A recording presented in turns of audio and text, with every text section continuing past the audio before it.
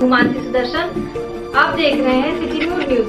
मैं आप सभी दर्शकों का करती हूँ स्वागत। अब बढ़ते हैं खबरों की तरफ। अयोध्या 84 कोस की परिक्रमा कर रहे विश्व हिंदू परिषद के हनुमान मंडल दल के परिक्रमा संयोजक ने परिक्रमा कर रहे श्रद्धालुओं की सुरक्षा व्यवस्था को लेकर उठाए सवाल। वीडियो जारी कर प्रशासन पर उदासीनता का लगाया आरोप। बोले, देश में राम जन्मोत्सव हनुमान जयंती के जुलूस पर हो रहा है हमला। बावजूद इसके 84 कोस की परिक्रमा कर रहे श्रद्धालुओं की सुरक्षा है राम भरोसे। मखौड़ा धाम से आज शुरू हुई है 84 कोस की परिक्रमा। परिक्रमा में नहीं है सुरक्षा का कोई भी इंतजाम। प्रशासन से किया मांग, परिक्रमा की सुरक्षा के लिए तैनात की जाएगी ऐसी की प्लाटून। यदि होती है कोई घटना और दुर्घटना तो प्रशासन होगा जिम्मेदार। प्रशासन है उदासीन। अयोध्या की शास्त्रीय सीमा के अंतर्गत चलने वाली अयोध्या की 84 कोसी परिक्रमा जो मखौड़ा से बैसाख की प्रतिपदा से शुरू होकर के और सीता नवमी के आसपास खत्म होती है। ये बहुत प्राचीन काल से परंपरा के अनुसार परिक्रमा चल रही है और परिक्रमा में साधु संत, देश के प्रबुद्ध वर्ग के लोग, आम जनता सभी लोग परिक्रमा करते हैं। परिक्रमा इधर 2 वर्षों से कोरोना के नाते नहीं चल पाई। इस बार अनुकूल माहौल होने के नाते परिक्रमा प्रारंभ हुई, लेकिन मुझे लगता है कि प्रशासन को इसका ध्यान ही नहीं है कि परिक्रमा में सुरक्षा व्यवस्था जो पिछले वर्षों में ठीक ढंग से साथ पीएससी चलती थी, सारी सुरक्षा व्यवस्था ठीक रहती थी, अभी तो कहीं कोई दिखाई नहीं पड़ता। हमने मखौड़ा से शुरू किया आज परिक्रमा। कहीं मुझे में परशुरामपुर थाना पड़ने के बाद भी उनका एक भी सिपाही कहीं दिखाई नहीं दिया। जब हम रामगढ़ में रुके हुए हैं, इसका थाना छावनी बाजार बस्ती है, यहाँ के सुरक्षा व्यवस्था का थोड़ा सा आभास हुआ, लेकिन ये क्षणिक सुरक्षा व्यवस्था है। क्योंकि परिक्रमा की मैंने मांग की थी कि परिक्रमा की संपूर्ण सुरक्षा व्यवस्था परिक्रमार्थियों की ये सुनिश्चित किया जाए और दूसरा पीएससी एहतियात लगाया जाए, जिससे संपूर्ण परिक्रमा के व्यक्तियों की सुरक्षा हो सके। लेकिन ऐसा प्रशासन ने क्यों किया, मेरे समझ में नहीं आता है। हम राम भरोसे चल रहे हैं। देश के अंदर विभिन्न स्थानों पर रामनवमी के समय आज भी ऐसे विवाद खड़े हो रहे हैं जिसमें कोई भी दुर्घटना होने की संभावना है। और मैं प्रशासन से यही मांग करता हूं कि आज से ही सही, लेकिन परिक्रमा की संपूर्ण सुरक्षा व्यवस्था ठीक ढंग से सुनिश्चित की जाए। नहीं कोई बात होगी तो उसके लिए शासन प्रशासन ही जिम्मेदार होगा। मुझे आज ये बात कहनी। अयोध्या कांग्रेस के प्रदेश महासचिव जयकरण वर्मा ने महंगाई, बुलडोजर, लाउडस्पीकर को लेकर भाजपा सरकार को घेरा। जयकरण वर्मा का बयान, उत्तर प्रदेश की जनता ने महंगाई को नहीं बनाया मुद्दा। जिन मुद्दों पर भारतीय जनता पार्टी की योगी जी की सरकार बनी, इन मुद्दे पर नहीं कर रही काम, वो अपने मुद्दे पर कर रहे हैं काम। हमारी उत्तर प्रदेश की जनता ने महंगाई, रोजगार, भाईचारा पर वोट नहीं दिया, उसी का खामियाजा आज हमारी जनता भुगत रही। सरकार की बर्बरता सारे लोगों के सामने आ रही है। बुलडोजर को लेकर योगी सरकार को लेकर कहा, उत्तर प्रदेश में क्या कानून खत्म हो चुका है? संविधान का काम जिससे हमारा देश चलता है, उसकी जरूरत इस देश को नहीं है। योगी बाबा बुलडोजर आए दिन चला रहे हैं। कभी किसी भाजपा नेता के घर पर बुलडोजर नहीं चला। आज जिस पर बुलडोजर चल रहा है, जो भाजपा के खिलाफ आवाज बनकर खड़ा हुआ, जो जनता और किसानों की बात उठाता है, उसके घर पर चल जाता है बुलडोजर। अगर बुलडोजर चलाने की हिम्मत है तो उन अपराधियों पर चलाकर दिखाएं जो भारतीय जनता पार्टी में खड़े होकर राज कर रहे हैं, कमा रहे धन। लाउडस्पीकर को लेकर जयकरण वर्मा ने कहा, हमारे देश की मीडिया पर आज लाउडस्पीकर की हो रही चर्चा, जिसको हम सुनना और देखना भी नहीं चाहते। क्या हमारे पास बस यही रह गया है? किसी के धर्म पर विरोध करना, किसी के धर्म पर मजाक उड़ाना हिंदू नहीं है। जो ऐसा करते हैं वह नहीं है हिंदू। ऐसे अराजक तत्वों के कारण हमारे देश की छवि हो रही खराब। भाजपा सरकार कहती है कि हमारा हिंदू खतरे में है। मैं भारतीय जनता पार्टी से पूछना चाहता हूं कि जब हमारे देश में मुगलों का शासन रहा, अंग्रेजों का रहा, तब हमारा हिंदू समाज नहीं था खतरे में। आज जब हिंदूवादी संगठन आरएसएस और भाजपा की सरकार है, आज हमारा हिंदू समाज कैसे खतरे में आ चुका है?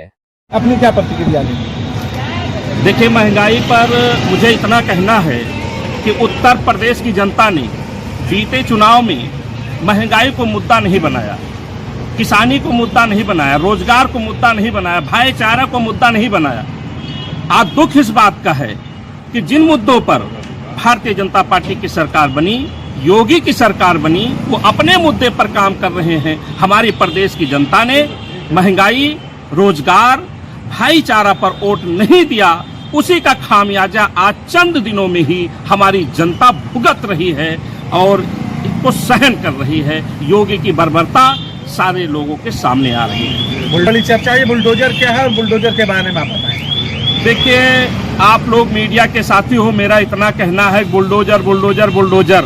मैं ये पूछना चाहता हूँ उत्तर प्रदेश सरकार से, क्या उत्तर प्रदेश ही नहीं पूरे देश में कानून खत्म हो चुका है? संविधान का काम जिससे हमारा देश चलता है, क्या उसकी जरूरत इस देश को नहीं है?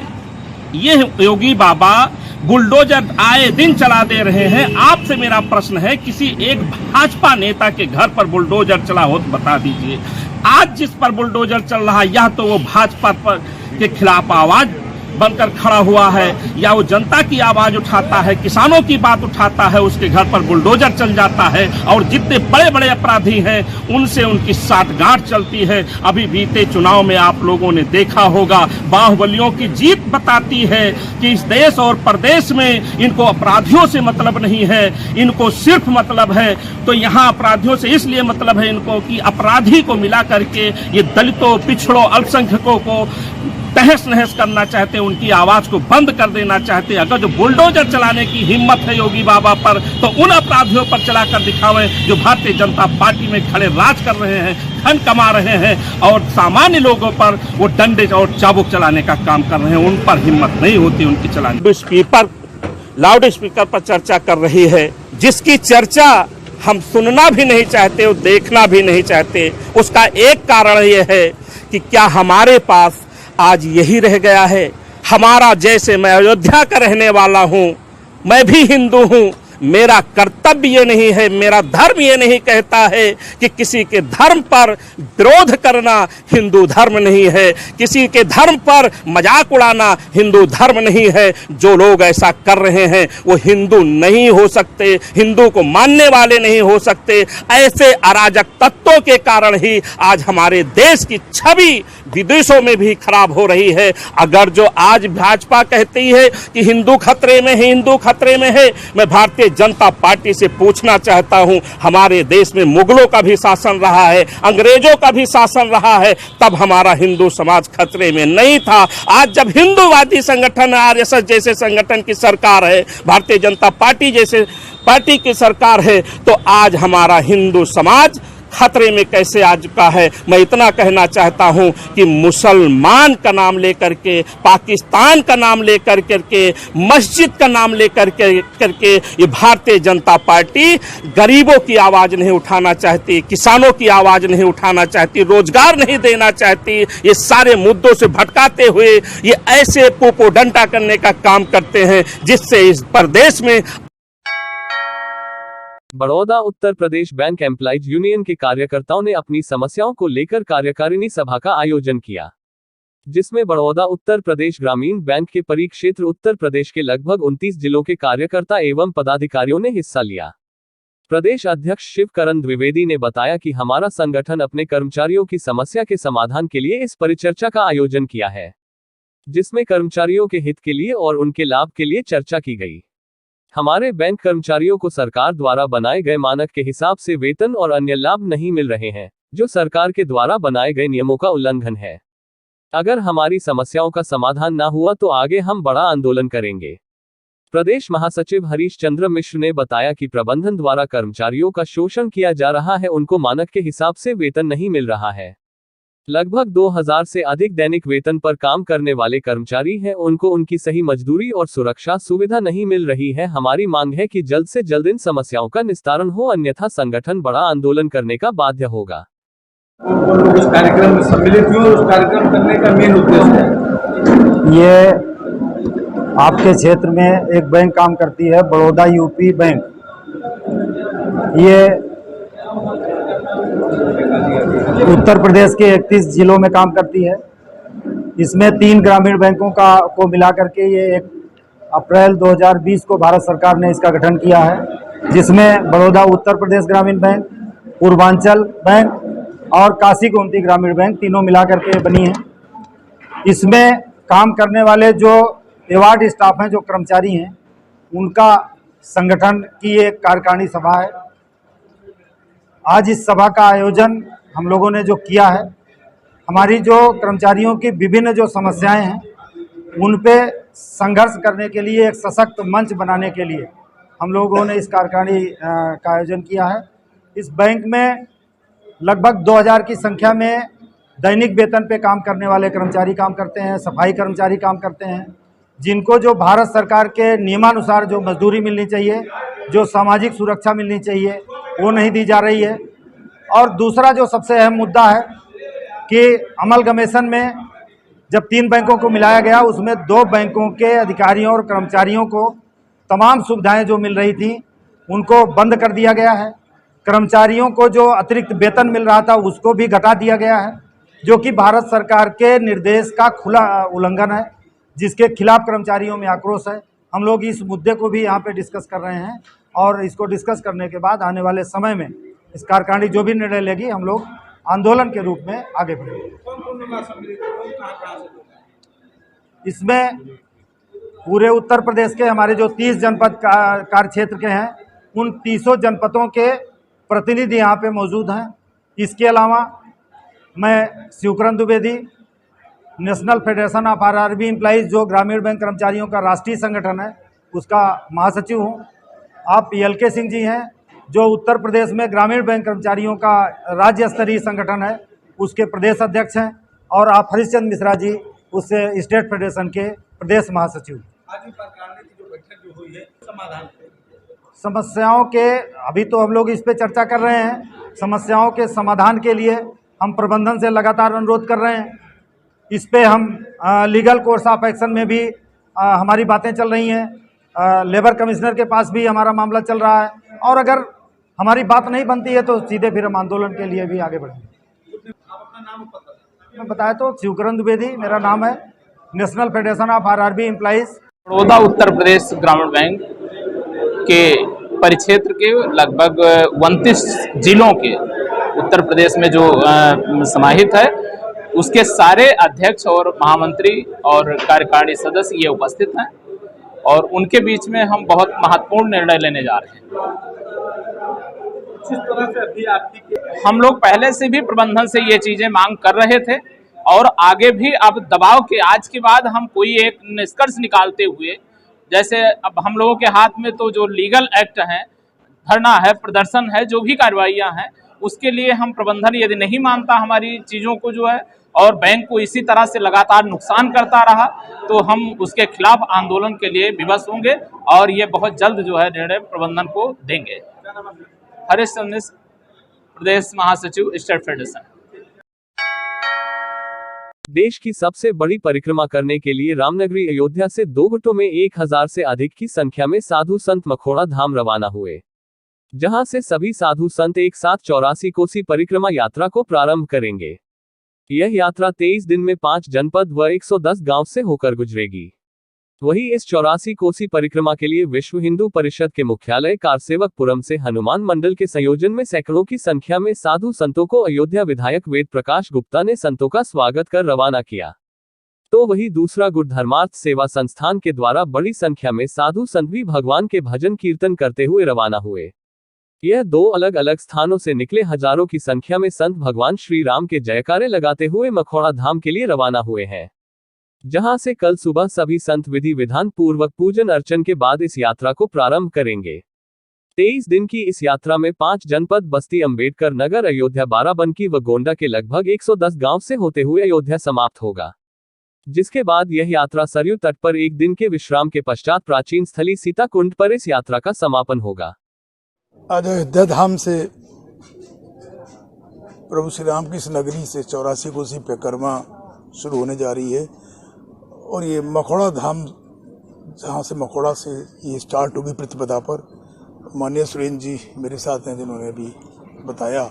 निश्चित रूप से 2014 में यशस्वी प्रधानमंत्री नरेंद्र मोदी जी के प्रधानमंत्री काल में शुरुआत होते ही अयोध्या का जो एक पौराणिक धार्मिक स्वरूप था उसको पुनः वापस लाने का काम शुरू हुआ। 84 कोसी परिक्रमा, 14 कोसी परिक्रमा, 5 कोसी परिक्रमा, अयोध्या के घाटों का सौंदर्यीकरण, अयोध्या को तीर्थ नगरी, पौराणिक नगरी के साथ साथ पर्यटन के रूप में स्थापित करने का काम ये लगातार चल रहा है। और यशस्वी प्रधानमंत्री नरेंद्र मोदी जी के मार्गदर्शन में, यशस्वी मुख्यमंत्री योगी आदित्यनाथ जी के नेतृत्व में, और मुझे इस बात की प्रसन्नता है कि मैं सौभाग्यशाली हूं कि ये मेरे ही विधानसभा के कार्यकाल में ये अयोध्या विश्व स्तरीय नगरी बनने जा रही है। जहाँ तक 84 कोसी परिक्रमा की बात है तो केंद्र ने इस बार इसको ले लिया और बहुत बड़ा ये प्रोजेक्ट बन गया। इसको हाईवे से जोड़ने का काम हो रहा है, जहाँ जहाँ भी परिक्रमा क्रॉस करिए हाईवे से इसको उससे जोड़ने का भी काम हो रहा है। और विभिन्न स्थानों पर जहाँ रात्रि विश्राम होगा वहाँ पर सब व्यवस्थाएं तीर्थ यात्रियों के लिए सुनिश्चित हों। और निश्चित रूप इस बात का ये प्रमाण है कि उत्साह लोगों के अंदर के इस बार, जैसा माननीय सुरेंद्र जी ने बताया कि 500 से ऊपर रजिस्ट्रेशन हो चुके हैं और भी लोग शामिल होंगे। तो ये धीरे धीरे ये कारवां बढ़ता जाएगा और जो लोगों की उत्सुकता है, जो लोगों का प्रेम है, जो लोगों का 84 कोसी, 5 कोसी, 14 कोसी, उनमें ओवरब्रिज बनने का काम, उन सड़कों को बनाने का काम, उनमें तीर्थ यात्रियों को सुविधा काम, सीट बनाने का, यूरिनल्स का, वाटर सिस्टम का, इस सब चीज़ों की व्यवस्थाएं लगातार इस पर काम शुरू हो रहा है। अगले 2 वर्ष के अंदर मुझे लगता है ये काम पूरा हो जाएगा। अभी हमारे यहाँ लगभग 500 रजिस्ट्रेशन हुआ है।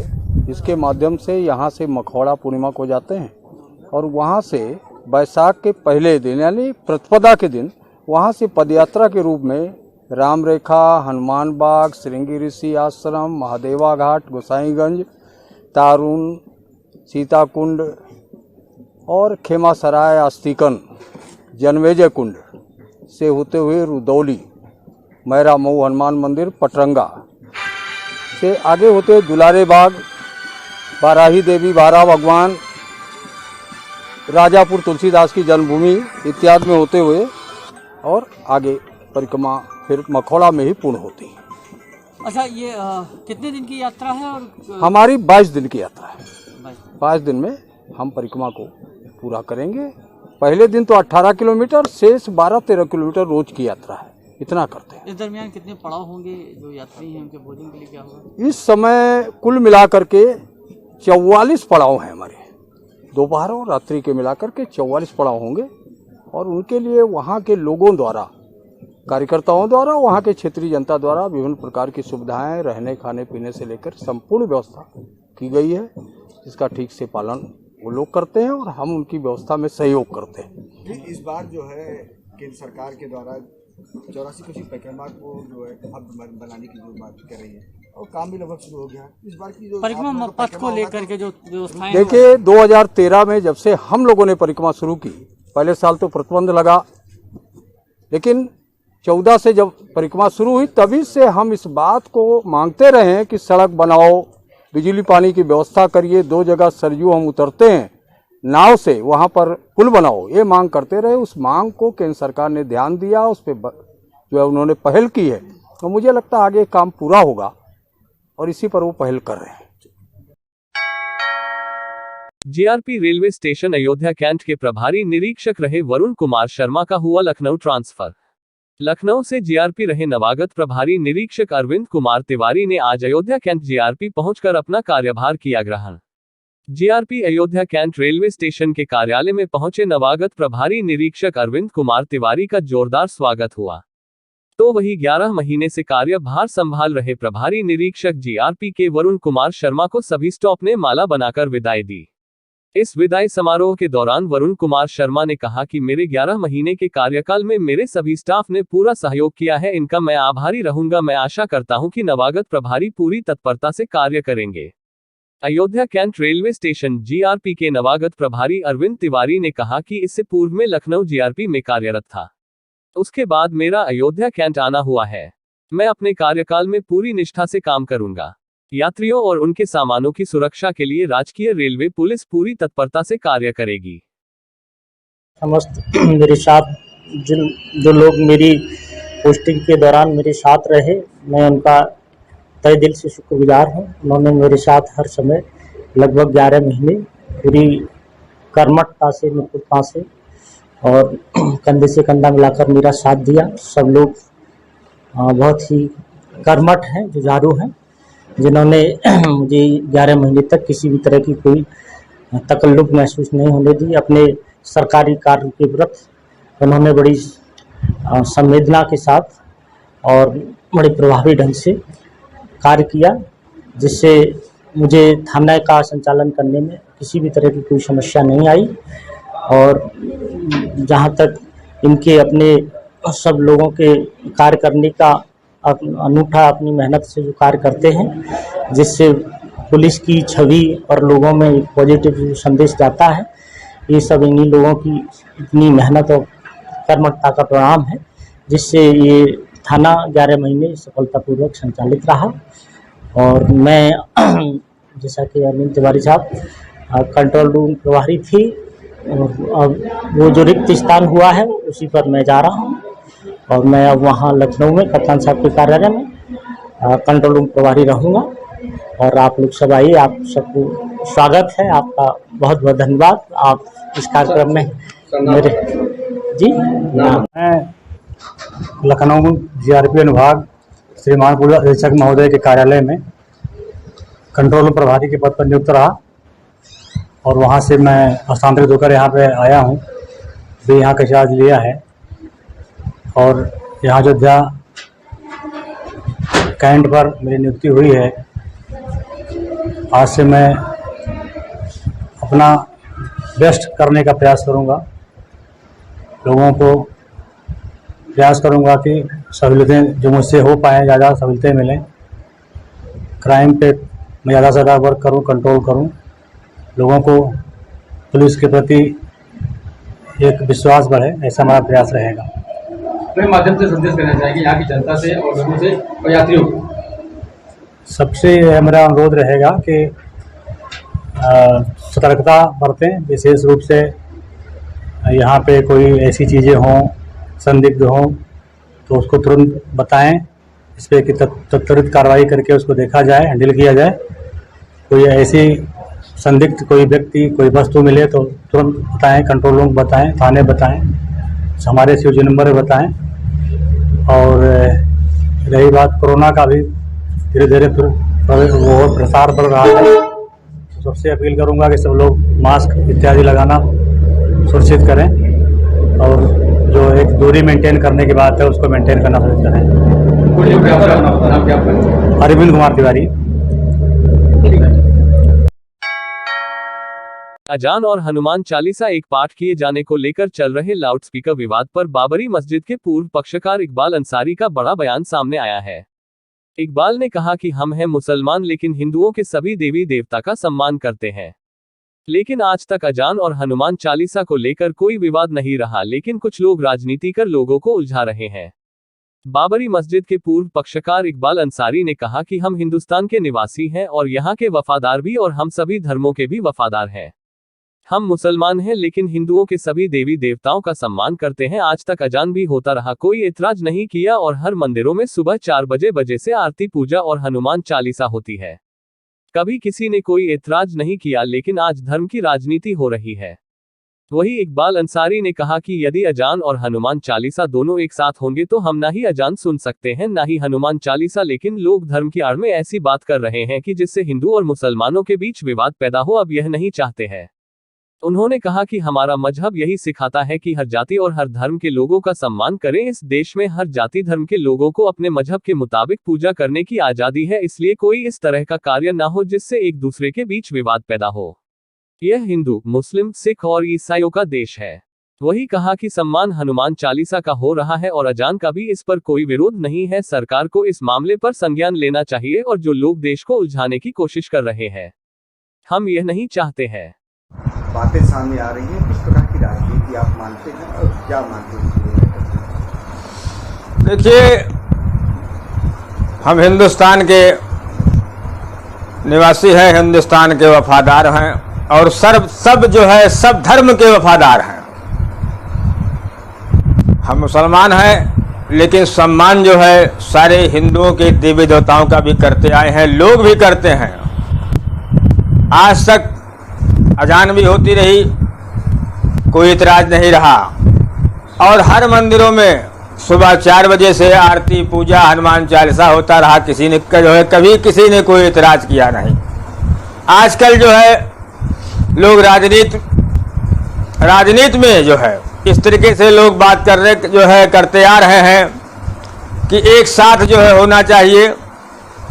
अरे कोई मना नहीं करता, लेकिन कुछ चीज़ें ऐसी हैं कि भजन हो कीर्तन हो तो अगर हम उसको सुनना चाहें तो जहां डबल आवाज़ आएगी तो हम उसको भी नहीं सुन पाएंगे। एक तरफ हम हनुमान चालीसा भी नहीं सुन सकते, अजान भी नहीं सुन सकते।